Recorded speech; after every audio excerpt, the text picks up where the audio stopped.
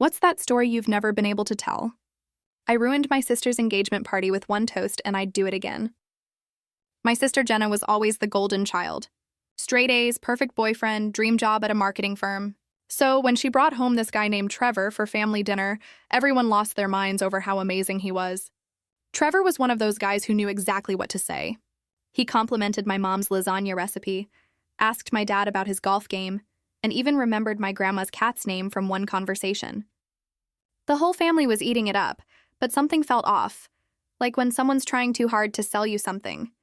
He'd flash this perfect smile and say things like, "I can't wait to give Jenna the life she deserves, and family is everything to me." My parents were practically planning the wedding already. 3 weeks later, I was at Murphy's bar with some friends when I saw Trevor. He was leaning against the bar, super close to this blonde girl, whispering in her ear. When she laughed, he tucked her hair behind her ear. Not exactly innocent. I called him out the next day. He swore it was just a work colleague. Said I was seeing things that weren't there. Made me feel crazy for even bringing it up. Jenna believed him completely. Said I was jealous because I'd been single for 2 years. 2 months later came the engagement party. My parents rented out the back room at this fancy Italian place. Everyone was there. Aunts, uncles, family, friends, the works. Trevor was working the room like a politician, shaking hands and making promises about taking care of their precious daughter. I was in the hallway coming back from the bathroom when I heard Trevor on his phone by the kitchen. "Dude, I'm only marrying her for the inheritance. Her dad's construction business is worth millions. After that, I'm out. 2 years max, then I'll take half and disappear." My stomach dropped. I stood there frozen listening to him laugh about how easy it was to fool everyone. How Jenna was nice but boring, and how her family treated him like some kind of prince. I walked back to the party in a daze. Everyone was laughing, raising glasses, talking about what a perfect couple they made. My dad was telling everyone how proud he was to welcome Trevor to the family. Then they asked me to give a toast. I stood up, glass in hand, looking at all these happy faces. My sister was glowing, holding Trevor's hand. My parents were beaming. I could have just said something nice and sat down. Instead, I raised my glass and said to the happy couple, "May this engagement last longer than his last 2 secret girlfriends." The room went dead silent. You could hear the air conditioning humming. Trevor's face went white. Jenna's mouth fell open. "What did you just say?" my mom whispered. I said what I said. I looked straight at Trevor. "Want to tell them about the blonde at Murphy's bar? Or should I mention the phone call I just heard about marrying for inheritance money?" All hell broke loose. Jenna started crying, calling me a liar. Trevor was stammering, trying to explain. My dad grabbed my arm and pulled me outside. My mom was apologizing to guests who were already grabbing their coats. The party ended in 20 minutes. Jenna didn't speak to me for 3 weeks. My parents said I'd embarrassed the family. Even my grandma gave me the cold shoulder at Sunday dinner. But 2 weeks later, Jenna showed up at my apartment. She'd been going through Trevor's phone and found text messages to 3 different women, including the blonde from the bar, and she'd done some digging into his finances. Turns out he had massive gambling debts. She cried on my couch for an hour, said she'd had doubts, but ignored them because everyone loved him so much.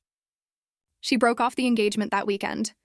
Trevor tried to convince her I was lying, but the evidence was right there in black, and I ruined my sister's engagement party with one toast, and I'd do it again. My sister Jenna was always the golden child. Perfect grades, perfect boyfriend, dream job. When she brought home Trevor, everyone adored him. He complimented my mom's lasagna, asked my dad about golf, even remembered grandma's cat's name. But something felt off, like he was selling a story. A few weeks in, I saw Trevor at a bar whispering to another woman closely enough to know he wasn't innocent. He lied when I confronted him, and Jenna called me jealous and crazy. At her engagement party, my parents rented a fancy Italian restaurant. Trevor worked the room, charming everyone and promising Jenna the life she deserved. Then, while passing the kitchen, I overheard Trevor on the phone saying he was marrying her only for her dad's multi-million-dollar construction business. And after 2 years, he'd take half and disappear. My stomach dropped. Back at the party, everyone laughed, but when it was my turn to toast, I couldn't stay quiet. Glass raised, I said, "May this engagement last longer than his last 2 secret girlfriends." Silence fell. I called out Trevor's cheating and greed. Jenna was shocked, Mom whispered in disbelief, and the room erupted. Jenna cried, Trevor stammered. My dad pulled me outside. The party ended early. Jenna ignored me for weeks. My parents said I embarrassed the family. Even Grandma gave me the cold shoulder. 2 weeks later, Jenna came to me, broken.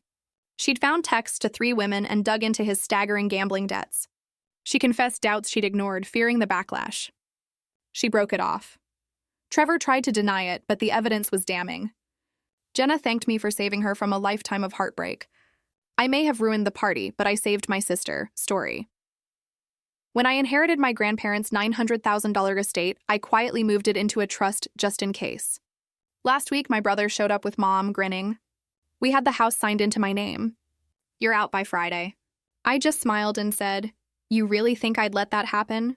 2 days later, they returned with movers and froze when they saw who was standing on the porch holding the folder. Chapter 1. The Knock at the Door.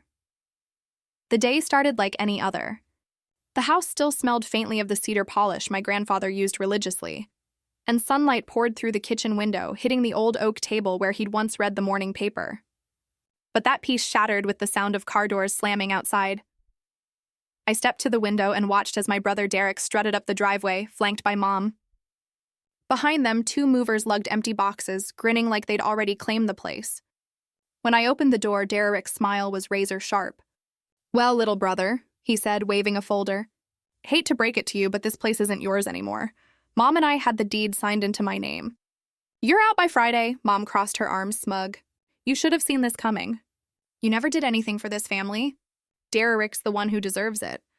The movers exchanged looks, already eyeing the furniture like scavengers circling a carcass. But I didn't flinch. I didn't argue. I just let a slow smile spread across my face. "You really think I'd let that happen?" For the first time, Derek's smirk faltered. "What the hell does that mean?" I stepped aside, revealing the figure already waiting on the porch. A tall man in a charcoal suit holding a thick folder against his chest. His badge gleamed in the sunlight, unmistakable. Derek froze. Mom's smile collapsed because the man holding the folder wasn't just anyone. He was the trustee of the estate and the only person who knew the truth about what I'd done with my inheritance. Chapter 2. The Trust Unveiled. The man in the suit stepped forward, adjusting his tie with deliberate calm. "Good morning. My name is Robert Clean. I'm the trustee for this estate." Derek's jaw tightened. "Trustee? What are you talking about?" "The deed is in my name now, signed and stamped. We've already taken care of it." Robert gave a small, almost pitying smile. "Then you've made a very costly mistake. You see, this estate hasn't belonged to either of you since the day your father's will was executed. The deed was transferred into a private trust. And as trustee, I'm here to enforce the terms of that trust." Mom frowned, her smugness cracking. "What terms?" I finally spoke, my voice steady. "The terms that you never bothered to read because you were too busy celebrating Derek's so-called win. The trust isn't just holding the house. It's holding all the estate's assets. And according to Grandpa's wishes, any attempt to fraudulently claim ownership immediately triggers forfeit." Robert opened the folder, pulling out the signed documents and stamped court approvals. "Which means," he continued, "that this property and all attached assets are now legally frozen. No sale, no transfer, and absolutely no occupation by unauthorized parties." The movers, sensing the shift, set their boxes down and started edging back toward their truck. Derek's face went red. "This is ridiculous." "You can't just yes, we can," Robert interrupted firmly. "In fact, I've already contacted law enforcement. You'll be explaining to them why you attempted to forge ownership over a trust property." Mom's knees seemed to give out slightly. You set this up? You knew we'd try something like this?" I looked her in the eye. "I didn't know. I counted on it." Her expression collapsed. Derek cursed under his breath, and for the first time in years, I felt the power shift firmly into my hands. Chapter 3. The Desperate Bluff. Derek's voice cracked with panic. "This can't be happening!" I signed the papers. "The notary," he stamped it. "That means it's valid." Robert shook his head calmly. "The notary stamp doesn't override the law. You attempted to transfer a property that was never legally yours to begin with. That's forgery at best, fraud at worst. Either way, you're facing criminal charges." The color drained from Mom's face. But this was supposed to secure our future." "You don't understand.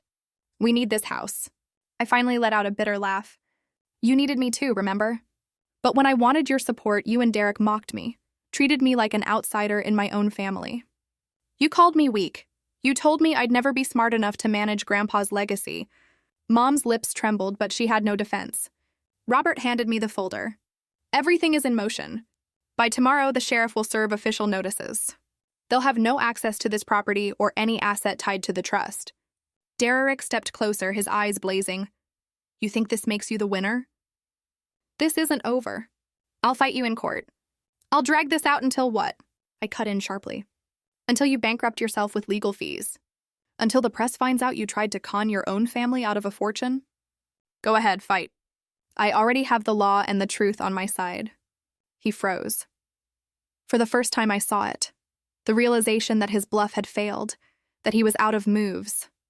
The movers, tired of the spectacle, began hauling their empty hands back to the truck. Derek looked like he wanted to scream, but Mom sank into the porch chair, hollow-eyed, whispering, "What have we done?" I stood tall in the doorway, holding the folder like a weapon. Exactly what I expected you to. And now you'll pay for it. Chapter 4, The Courtroom Reckoning. 2 weeks later, we were standing in family court. The courtroom buzzed with reporters thanks to the public filings Robert had strategically allowed to leak. Greedy siblings fighting over a $900,000 estate was the kind of scandal the press devoured. Derek strutted in with a cheap lawyer he could barely afford, Mom clutching his arm like a lifeline. Across the aisle, Robert sat beside me, calm and immovable, his leather briefcase resting on the table like a silent warning. The judge adjusted her glasses. We're here regarding the estate of Mr. and Mrs. Johnson. Petitioners claim rightful transfer of the estate to Derek Johnson. Robert rose. Your Honor, before we begin, I'd like to introduce Exhibit A. He opened the folder and slid forward the trust documents. The irrevocable trust signed and notarized 5 years ago by my client's grandparents, placing all assets into protection under his sole authority. This document predates any so-called transfer attempted by the petitioners. The judge scanned the papers, her brow furrowing. If valid, this makes any attempted transfer null and void. Derek's lawyer jumped up. Your Honor, my client believed he had full authority after his mother's assurance. Robert cut him off, voice sharp. Belief is not law. Fraud is not authority, and coercion, dragging my client from his home by force, is not only illegal, it's criminal. The courtroom gasped. Robert tapped the folder again. We also submit security footage and medical reports from that night showing my client was assaulted. Charges have already been filed. Mom covered her face. Derek stammered. No, this can't. The judge banged her gavel. Order. Based on these documents, the trust is valid. The petitioners had no claim to the estate, and their actions border on criminal fraud. This court awards full recognition of ownership to the respondent. Furthermore, I recommend the district attorney review charges of assault and attempted fraud. The words landed like thunder. Derek's mouth fell open, his bravado gone. Mom wept into her hands. Robert leaned back, satisfied. Told you, he murmured to me. I glanced at Derek and Mom. They looked so small now, their empire of arrogance crumbling under the weight of reality. And I realized something. This wasn't just about the house. It was about dignity, about showing them that betrayal always comes with a price. Chapter 5, The Collapse. The court ruling was just the opening shot. What followed over the next few weeks was nothing short of demolition. And it wasn't me swinging the hammer. First, Derek's job. His employer didn't take kindly to the headlines. Man accused of assault in family estate fraud case. HR called it conduct unbecoming, and within days he was fired. The smug grin he wore when he threw me out of my own house was gone, replaced by panic as bills started stacking up. Next came Mom. She'd always been the center of her social circle, the one who bragged about her son's business sense and her daughter-in-law's supposed failures. But when the truth spilled out, that she'd tried to help Derek steal from me. Friends stopped answering her calls, invitations dried up. At church, whispers followed her down the aisle. For the first time in her life, she had no audience. And then came the final unexpected blow. Robert called one morning with a smile in his voice. Remember how they bragged about refinancing the house in Derek's name? Turns out the bank flagged the fraud. Not only was the loan reversed, but their credit is tanked. They can't even rent without a cosigner now. By the end of the month, they weren't living in the mansion they dreamed of. They were in a one-bedroom apartment on the rough side of town, bickering loudly enough for the neighbors to complain. Meanwhile, I stood on the porch of the estate, my estate, watching the sunset over the fields my grandparents had worked so hard to preserve. It wasn't about the money. It was about honor, family, and the quiet satisfaction of keeping what was rightfully mine. The phone buzzed in my pocket. A text from Derek, "Please help us. We have nowhere else to go." I didn't reply because sometimes revenge isn't a scream or a punch or a headline. Sometimes it's silence, letting the people who betrayed you drown in the consequences they built with their own hands. Epilogue. The Legacy. A few weeks after Derek and Mom vanished into obscurity, I found myself sitting alone in the study of the estate.